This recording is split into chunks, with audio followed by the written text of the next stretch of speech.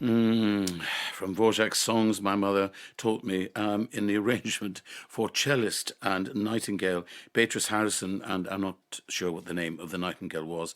If one person could tell me, because they do have different song calls, it is Sam Lee, who has written a lyrical gem of a book called The Nightingale Notes on a Songbird. I can hear you, Sam. I can hear your mellifluous Oh, chuckle in the background. What I mean, it's just glorious to hear that, and that's really what started you off, isn't it? well, indeed. God, that extraordinary recording. I'm so Uh, touched to listen to it, and those nightingales couldn't be sooner back to the country. She was the inspiration 90 plus years ago. She made those recordings, and I followed it up in a small anniversary, which introduced me in many ways to the possibility of playing music with the birds and how much they love yeah. music and respond. Well, I mean, I said, excuse me, certainly my song voice has disappeared. I'd said you didn't know the name of the bird, but there are different songs depending on what they're doing, aren't they? They're very, very different. You can sort of tell, can't you? What three or four different types.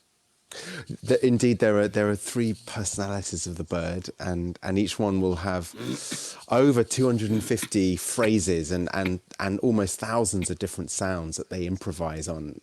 So, an incredible diversity of song and styles and decoration. I love the story in the book, Sam, because it's fact and it's fable as well, and the story of how the nightingale got its song.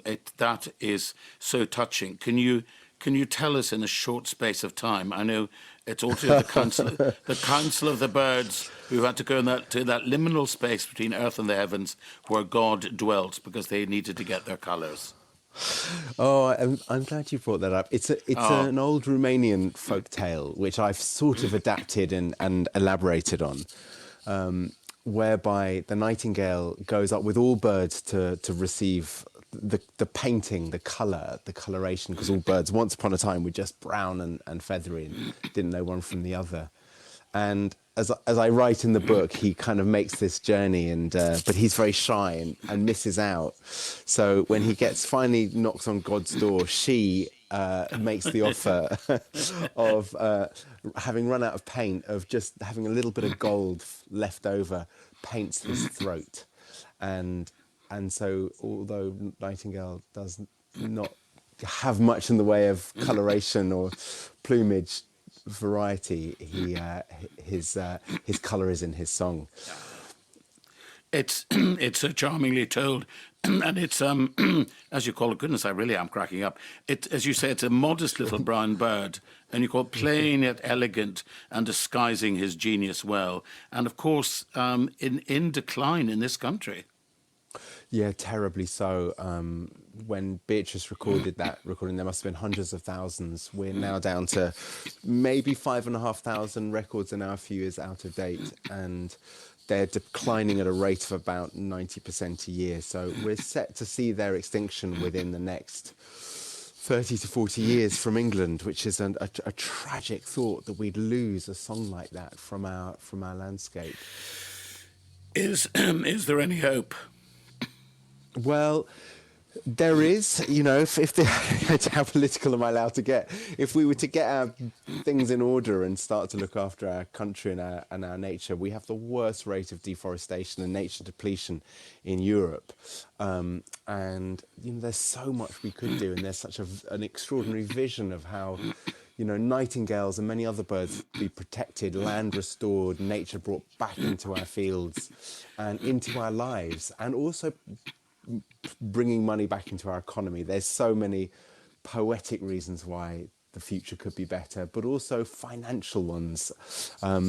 But there are evil forces at work, and we have to fight this general public Well, for what we well, have. it's something. It's very current with people talking about man's incursion into the natural world and the natural landscape and disturbing habitats and animals and the like. And that's maybe why we are suffering pandemics and various diverse ills. Anyway, let us celebrate it in song.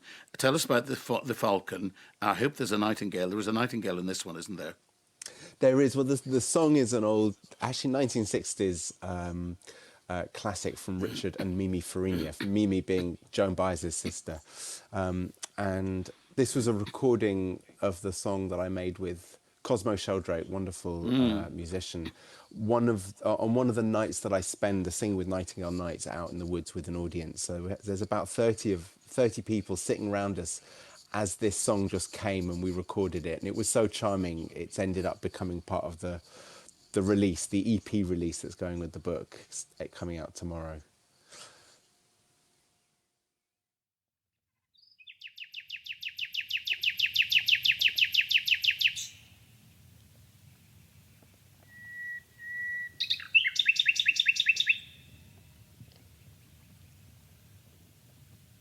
And the falcon, oh the falcon, she's a pretty bird, wonders as she flies. She asks us easy questions, we tell her easy lies. Go build you log cabin on a mountain so high, and hear them feather warbirds yell as they go screaming by. She'll tease you, and she'll please you.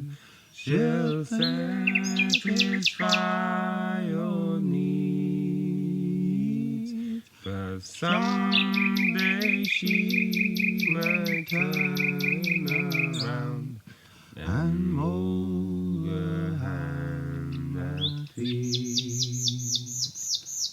Your hours might be numbered, your end might come someday. Go break her chains and free her frame, and send her on her way.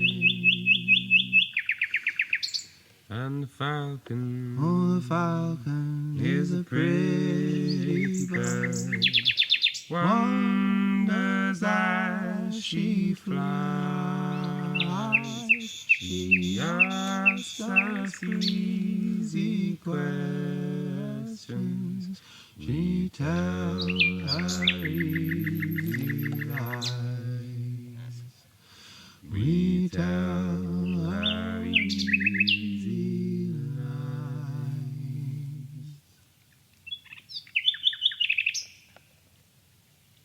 Glad the last word was given to the nightingales. The falcon, tradition raised by Sam Lee, sung by Sam with Cosmo Sheldrake, out in the woods. And Sam has just written, as I said, this idyll called The Nightingale about this songbird. Lots of things we didn't know, but the migration is extraordinary as well. It's very particular, isn't it? And the ceasing of song is very particular. Well, indeed, like all animals and birds, they're creatures of habit. They'll have just left the sub-Saharan Africa, Sierra Leone, Guinea-Bissau, around there, and are flying. They're just reaching Spain, and they'll be landing at around the 12th, 13th, 14th of April, and they'll instantly start singing for about 6 weeks to get straight into the mating ritual, which their song is part of. And then they really do go quiet. So that's their kind of that's their great show, and then they'll return back again. So they're there and back to Africa every year. It is extraordinary, this cycle of life. I mean, you can tell, can't you, when you go back into the woods, if you recognise a nightingale, can't you? I'm amazed. Absolutely. I mean, I spend about 6 weeks with them in the woods, and because of this, every night I'm getting very familiar with the different birds in that population, and it's an amazing thing being able to kind of become really kind of personal and befriend these birds, and starting to understand which personalities are which, and you know what characters have returned that year, and also ones that have made it back 2 years in a row. The familiarity of certain leitmotifs as well. It's a great joy to see the very same bird.